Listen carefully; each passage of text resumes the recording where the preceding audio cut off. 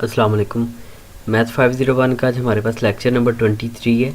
इसमें आज हम क्या पढ़ेंगे, कोऑर्डिनेट सिस्टम के बारे में। ठीक है, कोऑर्डिनेट सिस्टम के बारे में पढ़ेंगे।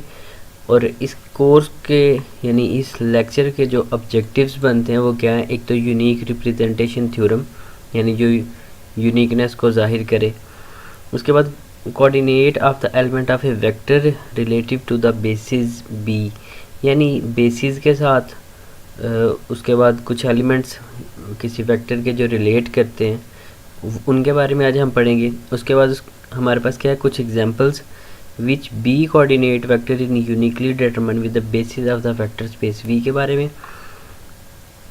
उसके बाद हम कुछ ग्राफिकल रिप्रेजेंटेशन के बारे में और कुछ कोऑर्डिनेट्स के बारे में पढ़ेंगे, यानी ग्राफिकली हम उन्हें उन कोऑर्डिनेट्स को किस तरह मैप करेंगे। ठीक है, उसके बारे में है ये ग्राफिकल इंटरप्रिटेशन ऑफ कोऑर्डिनेट्स जो हमारे पास है। सबसे पहले हमारे पास बनता है थ्योरम के let B is equal to B1 B2 से लेके Bn तक है। B a basis for a vector V, then for each x in V there exist a unique set of scalar C1 से लेकर Cn तक such that आपके पास ये है। हम दोबारा पढ़ता हूँ स्टेटमेंट। उसमें उन्होंने कहा लेट करें कि अगर B आपके पास एलिमेंट्स ये हैं B के, ठीक है, अगर ये हों B1 से लेके Bn तक और उनकी जो बेसिस बनती हैं किसी वेक्टर स्पेस V के साथ, तो फिर देन फॉर ईच x की हर एक वैल्यू के लिए जो कि वेक्टर स्पेस में होंगे एक उनके साथ एक यूनिक सेट ऑफ स्केलर बनते हैं जो कि C1 से लेके Cn तक है सच दैट जो कि ये दिए गए हैं। यानी हमारे पास ये स्केलर और ये हमारे पास बी वाली यानी बेसिस ऑफ वेक्टर स्पेस यानी और ये वेक्टर है, स्केलर के साथ वेक्टर आई हैं हमारे पास वैल्यूज़ और इसी तरह ये n टाइम्स तक चलती जाती हैं। ठीक है, जो ये हमें दी हुई हैं इन्होंने। उसके बाद उसने कहा कि इसे प्रूव करें कि ये यूनिकनेस को जाहिर करें। यहाँ पे ये दिया हुआ है कि इनका जो सोल्यूशन आएगा वो एक यूनिक होगा। उसने कहा चूँकि since b is a basis for a vector space v, then by definition of basis by every element of v can be written as a linear combination for of basis vector।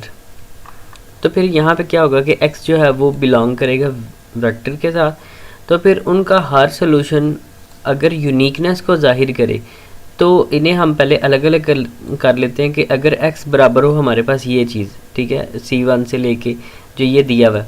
इसी तरह अगर x बराबर हो इस चीज़ के, अब सिर्फ और सिर्फ किया क्या है कि हमने स्केलर को चेंज किया यूनिकनेस को जाहिर करने के लिए।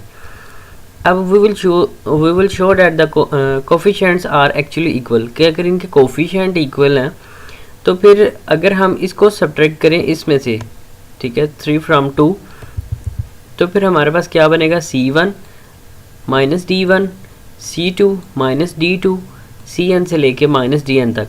अब यहाँ पे चूँकि उसने कहा था कि ये लीनियरली इंडिपेंडेंट है, अगर ये लीनियरली इंडिपेंडेंट हों बेसिस B के लिए यानी B जो है वो छोटा सा बेस में है, अगर ये इस तरह हो तो फिर इनके जितने भी ये कोफिशिएंट्स होंगे वो सारे के सारे मस्ट ऑल बी ज़ीरो, वो ज़ीरो के बराबर होने चाहिए। अगर ये ज़ीरो के बराबर है C1 minus D1 is equal to zero, यानी C1 minus D1 is equal to zero, तो माइनस D1 दूसरी साइड पे जाके क्या होगा, प्लस का D1 होगा। C1 माइनस D1 अगर ये ज़ीरो के बराबर हो, यहाँ से ये इस तरफ जब आएगी हमारे पास वैल्यू तो C1 is equal to D1 होगा। इसी तरह C2 minus D2 is equal to जब ज़ीरो के होगा तो फिर क्या होगा कि C2 माइनस है उधर जाके प्लस का हो जाएगा, तो वो हमारे पास C2 is equal to D2 बनेगा। इसी तरह हमारे पास क्या है कि Cn से लेके हमारी वो सारी वैल्यूज़ आ जाती हैं Cn से लेके Dn तक। तो फिर x जो है वो क्या करता है, एक यूनिक को जाहिर करता है यानी यूनिकनेस को जाहिर करता है। अब b coordinate of x, suppose करते हैं कि b आपके पास ये हो is the basis of for v and x is in v, और जो x है वो वेक्टर स्पेस में है और उसे रिलेट करता है। तो फिर हम उनका जो विजिट्स बनता है, जैसे ये ऊपर स्केलर थी अब यहाँ पे विजिट लफ्ज़ इस्तेमाल हुआ है कि अगर x बराबर हो यहाँ ये चीज़ के, ठीक है, तो नोट उन्होंने दिया हुआ है कि C1 से लेके अगर उनके कोऑर्डिनेट्स बनते हैं तो वेक्टर r की पावर n, तो ये चीज़ x ये बेसिस b है, ठीक है, छोटा सा बेस में b है, ये is the coordinate of x relate to b और b कोऑर्डिनेट ऑफ x, तो फिर b जो है वो कोऑर्डिनेट ऑफ x का कोऑर्डिनेट कहलाता है।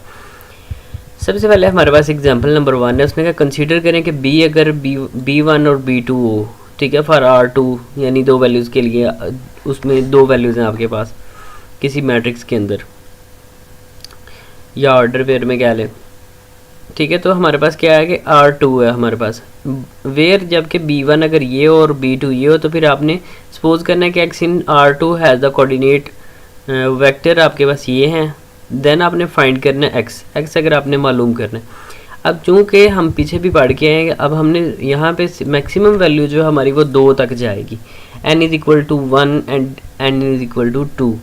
तो हमारे पास ऊपर हम एक यूनिकनेस के लिए एक थ्योरम पढ़ गए थे यूनिक के लिए, ठीक है। तो उसमें क्या था हमारे पास कि x is equal to C1 B1 C2 B2 C3 B3 Cn से लेके Dn तक n टाइम्स तक, यानी हमने वो पढ़ा। अब यहाँ पे क्या है कि उसने कहा है कि हमने जो कि सिर्फ R2 तक मालूम करना है, तो फिर x बराबर है C1 B1 और C2 B2 है, तो हमने उन्हें प्लस किया C1 B1 plus C2 B2। तो यहाँ से हम x की वैल्यूज़ निकालने के लिए हमने उस थ्योरम को इस्तेमाल किया, uniquely determined by using coordinate vector and the basis that is. तो फिर हमारे पास ये बनता है, हमने सिंपल इसमें प्लस लगाया, प्लस लगाने के बाद क्या किया कि हमारे पास C1 की कीमत ये थी -2 और C2 की हमारे पास कीमत थी 3। तो फिर B1 हमारे पास क्या है, ऊपर उसने मेंशन की हुई है कि B1 अगर 1 और 0, B2 आपके पास 1 और 2। सिंपल आपने इस -2 को अंदर मल्टीप्लाई किया, -2 1 ज़र 2 और ये 2 0 ज़र 0 हो जाएगा। इसी तरह 3 1 ज़र 3 और 3 2 ज़र 6 होगा। बाद में सेम इन्हें ऐड किया है, ठीक है, चूँकि सेंटर में प्लस का साइन है, 3 प्लस -2 वो हमारे पास बनेगा 3 -2 1 और 6 प्लस 0 6 होगा। तो आपके पास ये x की कीमत बनती है। उसके बाद उसने कहा है कि लेट अस, अगर आपके पास V1 V2 and V3 on the basis of R3। अब आपके पास 3 वैल्यूज़ हैं, एलिमेंट्स भी 3 हैं और जो इनके जो पेयर्स हैं ऑर्डर पेयर जो, वो भी हमारे पास 3 हैं वैल्यूज़, ठीक है, ये जो 3 दी हुई हैं। अब अगर हमारे पास V1 V2 और V3 की कीमतें दी गई हैं, then find the coordinate of the vector ये मालूम करना विद रिस्पेक्ट टू s के लिहाज से। अब क्या है कि वेक्टर V के बेस में उन्होंने कहा है कि छोटा सा एक, जिस तरह हमारे पास ये s है ना, हमने इसी तरह बेसिस s के साथ भी मालूम करना है जो ये दिया हुआ है, ठीक है, बेसिस s। उसके बाद हमारे पास क्या है कि सेकंड एग्जाम्पल हमारे पास बनता है find the vector V in R3 whose coordinate vector with respect to ये दिए हुए हैं। अब उसने कहा चूँकि सिंस बेसिस उसकी वो R3 बनती हैं, अब n is equal to 1 2 and 3 तक वैल्यूज जाएंगी, तो C1 V1 C2 V2 और C3 V3 बनेगा। अब चूँकि विद रिस्पेक्ट टू हमारे पास वेक्टर ऑफ V के हिसाब से कोऑर्डिनेट्स हैं, तो हमने इसके हिसाब से अब मालूम करना था, ठीक है। यहाँ पे दिए हुए V1 V2 एंड V3, तो सिंपल हमने स्केलर और वेक्टर को साथ लिखा, बाद में उनमें प्लस लगाया और ऊपर हमारे पास उन्होंने C1 C2 और V1 V2 और V3 यानी C3 इनकी वैल्यूज़ दी हुई थी। उसके बाद हमने क्या किया कि यहाँ पे हमारे पास क्या है कि अगर हमारे पास S ये हो, ठीक है, और find the coordinate of vector V अगर आपके पास ये हो, तो आपने मालूम करना है x बराबर है 5 -1 एंड 9, ये आपके पास दिया हुआ है V की कीमत, ठीक है। तो ये आपने मालूम करना है, तो C1 की कीमत की जगह पे C1 की लगाएंगे, V1 की लगाएंगे, इसी तरह C2 V2। अब हमें C1 C2 और C3 की कीमतें नहीं पता, आपने सिंपल इन्हें इक्वेशंस बनाया, इन्हें इक्वेट किया, C1 इस वाली वैल्यू के बराबर होगी, ठीक है, इसके और इसके, ठीक है, फर्स्ट वैल्यू के बराबर होंगी और इसी तरह दूसरी, फिर दूसरी और फिर दूसरी, इस तरह जो रह जाएंगी वो तीसरी वो तीसरी के बराबर होगी, तीसरी इक्वेशन। यानी C1 प्लस 0 C2, यहाँ पे 0 C2 आएगा, 0 C2 प्लस 4 C3 जो कि ये है 4 C3, ये बराबर है 9 के। तो इस तरह हमारे पास 3 इक्वेशंस बन जाती हैं। अब इनमें से आपने क्या करना है, इनमें से आपने ये करना है कि किसी एक इक्वेशन में से आपने C1 C2 और C3 की कीमतें निकाल लेनी है। अब कीमतें निकालने के लिए हम क्या करेंगे कि हमारे पास जो इक्वेशन नंबर 3 है, इसमें C2 मिसिंग है, या C1 है और या फिर C3 है, तो यहाँ से हम इसकी कीमत निकाल सकते हैं। अब कैसे निकालेंगे कि इस इक्वेशन को अगर हम उस तरफ लेके जाते हैं तो वो बनेगा C1 is equal to 9 - 4 C3, अब यहाँ से हमारे पास C1 की कीमत आ गई है, जो कि एक प्रॉपर वैल्यू नहीं है, एक इम्प्रॉपर वैल्यू है, चूँकि हमें ना C1 की कीमत पता है और ना ही C3 की पता है। ठीक है, तो हम क्या करेंगे कि C1 की जगह पे ये वाली वैल्यू पुट करेंगे, वहाँ से C1 ख़त्म हो जाएगा और C3 या C2 की कोई प्रॉपर वैल्यू निकल आएगी। ठीक है, जो जैसे कि यहाँ पे आपको नज़र आ रहा है कि एक इक्वेशन आपके पास ये बनी है, लेकिन यहाँ भी प्रॉपर हमें वैल्यू नहीं मिली, तो हम क्या करेंगे कि इसको फिर C3 या इस इक्वेशन में पुट कर देंगे, तो हम उसमें से निकाल लेंगे। वरना क्या आएगा, C1 यहाँ से C2 की कीमत निकाल लें, तो इन्हें इसी किसी और इक्वेशन में पुट कर दें, तो वहाँ से आप एक प्रॉपर वैल्यू निकाल लेंगे। तो जो आसान तरीका लगे आप उसको फॉलो करें, ज़रूरी नहीं होता कि हैंड आउट्स को ही आपने फॉलो करना है, ये सिर्फ एक आपको आइडिया दिया जाता है। उसके बाद आपने यहाँ से एक इक्वेशन बनाई। अब यहाँ पे आपके पास कोई किसी एक इक्वेशन में C1 आपने जो ख़त्म कर लिया, या C1 की जगह पे आपने उनकी कीमतें दर्ज कर ली हैं, आपके पास C2 और C3 रह गया था। बाद में आपने उन दो इक्वेशन को जो है वो सब्ट्रैक्ट किया, या उनमें जो वैल्यूज़ बनती हैं कोफिशिएंट उनके के साथ जो भी वैल्यू है आपने वो सेम बनाई, कांस्टेंट जो थी, किसी एक को सब्ट्रैक्ट किया ताकि वो एलिमिनेट हो जाए, और उसके बाद फिर आपके पास किसी एक की प्रॉपर वैल्यू आ जाए। जब किसी एक की आपके पास प्रॉपर वैल्यू आ जाएगी, फिर आप उस इक्वेशन को किसी और इक्वेशन में पुट करके किसी दूसरी वैल्यूज़ की आप प्रॉपर वैल्यू मालूम कर सकते हैं। अब C2 को हम किसी भी इक्वेशन में पुट करें, इसी में अगर हम पुट कर दें तो हमारे पास C3 की वैल्यू आ जाएगी। -C3 इधर आके प्लस का C3 होगा, -4 उधर जाके प्लस का 4 हो जाएगा, और C2 की कीमत यहाँ पे हम -1 पुट करेंगे, -2 और +4 2 हो जाएगा। इसी तरह हमारे पास वो फिर C3 की वैल्यू आएगी। ठीक है, जो C3 = 2 के आ गया। इसी तरह फिर अब C3 की वैल्यू आ गई। अब C3 की वैल्यू किसी एक इक्वेशन में आप पुट करें, बेशक आप इसमें पुट कर लें, कोशिश ये करनी है कि जो आपने चेंज ना की हो इक्वेशन, उस इक्वेशन में पुट किया करें। तो वहाँ से फिर आपके पास 3 वैल्यूज़ निकल आएंगी, C1, C2 एंड C3 की। तो उसके बाद आपने चूँकि वेक्टर मालूम करने थे, V की कीमत तो फिर इस इक्वेशन में पुट की, और यहाँ से आपने वो वैल्यूज़ निकाल ली। उसके बाद हमारे पास है एक ये एग्जांपल दी हुई है, C1 P3 तक मालूम करनी थी, P2 तक है, तो रिलेटिव टू उसने कहा अगर इसके हों तो फिर आपने ये मालूम करना है। उसके बाद हमारे पास एग्जांपल नंबर 5 है, फाइंड द कोऑर्डिनेट वेक्टर अगर A रिलेट करते हो बेसिस S के साथ। ठीक है, अब फिर छोटा सा बेस आ गया S में, S यानी हमारे पास अगर S बराबर हो इस चीज़ के, A1 से लेके A4 तक है, और A1, A2, A3 and A4 की अगर उसने आपको वैल्यूज़ दे दी गई हो, तो फिर आपने क्या करना है कि अब 4 वैल्यूज़ आपने मालूम करनी है, A की कीमत आपने मालूम करनी है, उसकी बेसिस ये हैं, A = C1 A1, C2 A2, C3 A3, C4 A4, और इसी तरह फिर आपके पास क्या है कि A = C1 2 3 4। ठीक है, आपने ये निकाल ली। उसके बाद फिर इक्वेशन को इक्वेट किया, पहली एंट्री के बराबर पहली रो की, इसी तरह दूसरी एंट्री दूसरी रो के बराबर, 2 1 जो है वो 2 1 के बराबर होता है, या 1 2 1 2 के बराबर है। उसके बाद हमारे पास क्या है कि अगर इनके ऑर्डर आपस में बराबर है तो इनके क्रॉसपॉन्डिंग एलिमेंट्स भी आपस में बराबर होते हैं, लिहाजा हम इनको आपस में बराबर ही रख लेते हैं। उसके बाद इन्हें इक्वेशंस का नाम दे देते हैं। इक्वेशंस का नाम देने के बाद यहाँ से आपके पास ये 2 वैल्यूज़ आपके पास आ गई हैं ऑलरेडी। अब इनमें से अगर 2 वैल्यूज़ आ गई हैं आपके पास, इनमें से आपने C1 और C2 दोनों में है, लेकिन आपने किसी एक की यानी वैल्यू को एलिमिनेट करना है ताकि दूसरी का आपके पास प्रॉपर आंसर आए। तो उसके लिए आपने क्या करना है कि इसको अगर आप इसमें ऐड कर दें, अगर इसको आप इसमें ऐड करेंगे -C1 + C1 से कैंसिल हो जाएगा, C2 और C2 आपके पास 2C2 बनेगा = 2, तो फिर C2 = आपके पास बन जाएगा 1। फिर उसको बेशक इक्वेशन नंबर 1 में पुट करें, बेशक इक्वेशन नंबर 2 में पुट कर लें, तो वहाँ से आपके पास C1 C2 and C3 and की भी वैल्यूज़ की सबकी आपके पास वैल्यूज़ आपके पास आ जाएंगी। उसके बाद है ग्राफिकल इंटरप्शन ऑफ कोऑर्डिनेट्स को आप ग्राफिकली अब आप कैसे रिप्रेजेंट कर सकते हैं। लेट्स से आपके पास उसने कहा है कि B1 जो है वो E1 के बराबर है, B2 और वो E2 के बराबर होगा। ठीक है, B1 अगर आपके पास ये हो, B2 ये हो, और एक कोई वेक्टर आपके पास ये है, तो आप इसे ग्राफिकली कैसे रिप्रेजेंट करेंगे।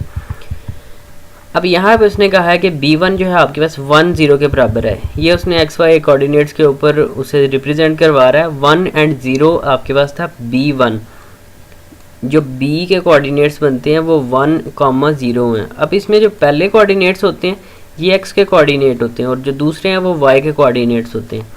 अब X एक्सिस के अलॉन्ग हमने क्या करना है कि 1 और 0 है हमारे पास। अब ज़ीरो तो चूँकि यहाँ पे होता है, ज़ीरो और कोई भी आपके पास अगर नंबर हो वो पॉजिटिव में हो खा वो नेगेटिव में हो, जब आपने उसको लिखना होता है, अब चूँकि ज़ीरो और वन है सिर्फ, तो वन यहाँ पे है, इसलिए सिर्फ और सिर्फ आप इस पॉइंट को हाईलाइट करेंगे। ये आपके पास आ गया 1 एंड 0।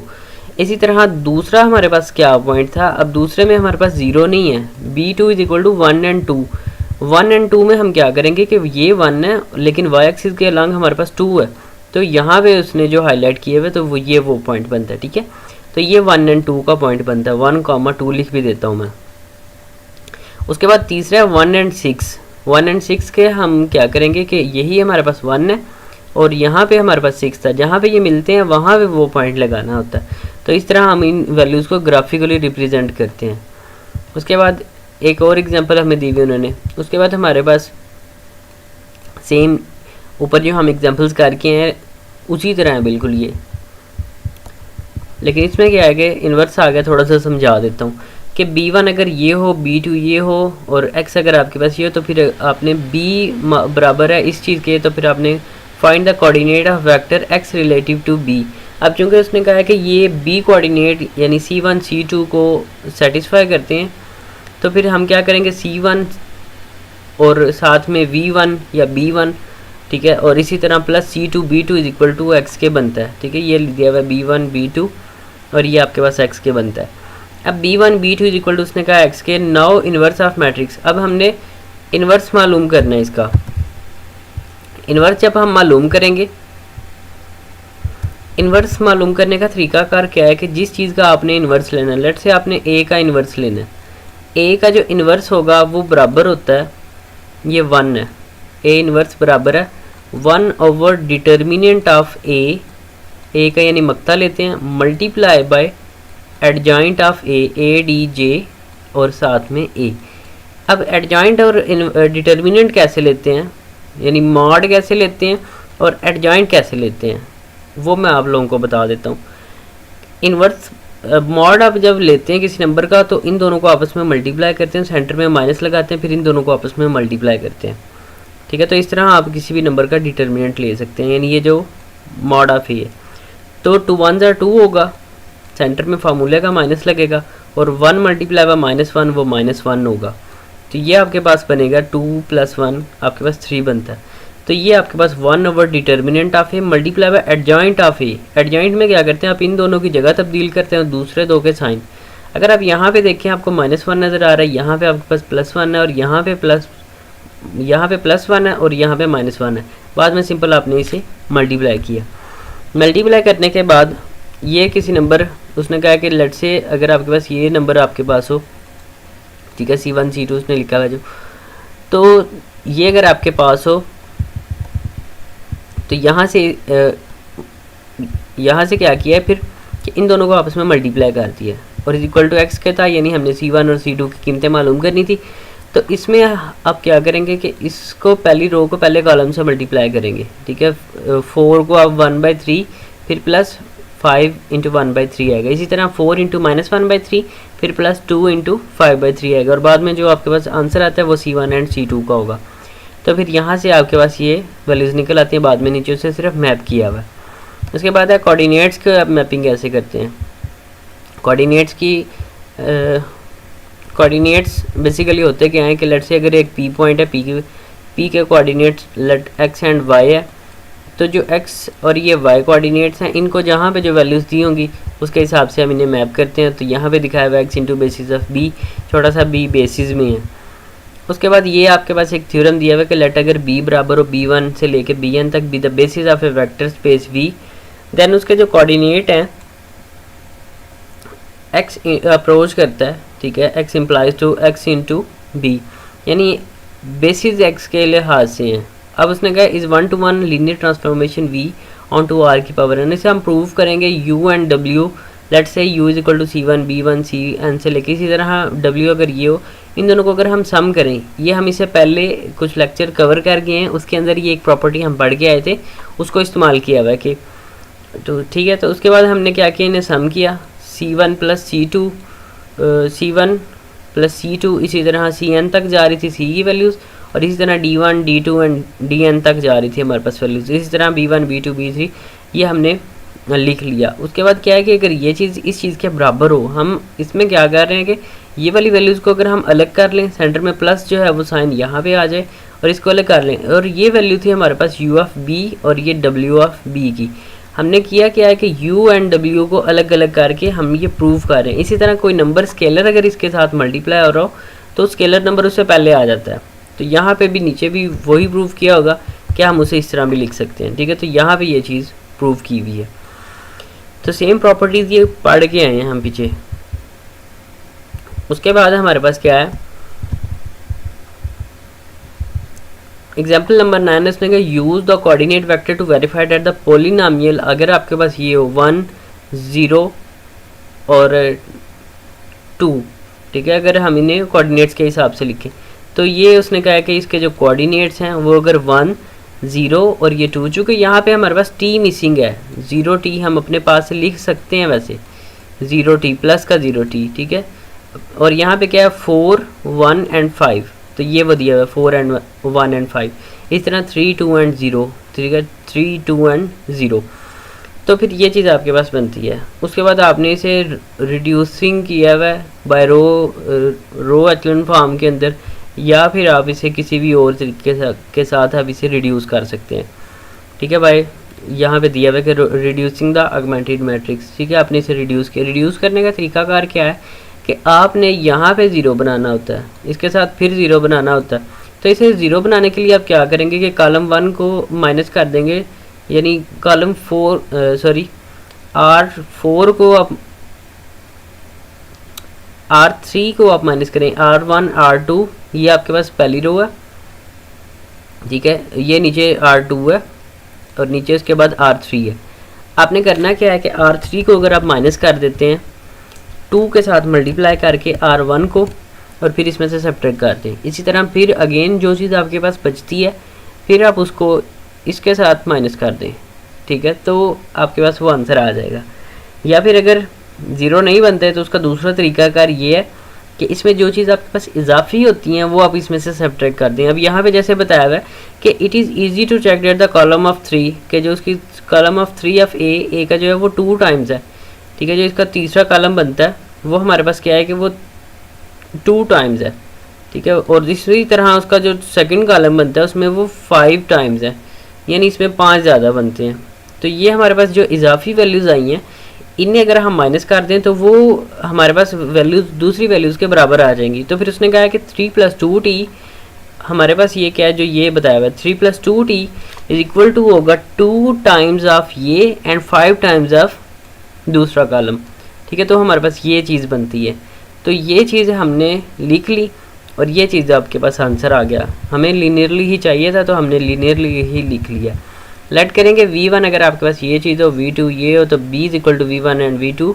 तो वही सेम सिंपल x वाली साइड पे c1 v1 और c2 v2 वो आपने वैल्यूज़ पुट की और यहाँ से आपने वैल्यूज़ निकाल लेनी है। उसके बाद मैपिंग की हुई है। उसके बाद यहाँ पे ख़त्म हो जाता है फिर हमारा लेक्चर नंबर 23। मिलते हैं इंशाल्लाह नेक्स्ट वीडियो में। फ़िलहाल के लिए इजाज़त चाहता हूँ। अल्लाह हाफिज़।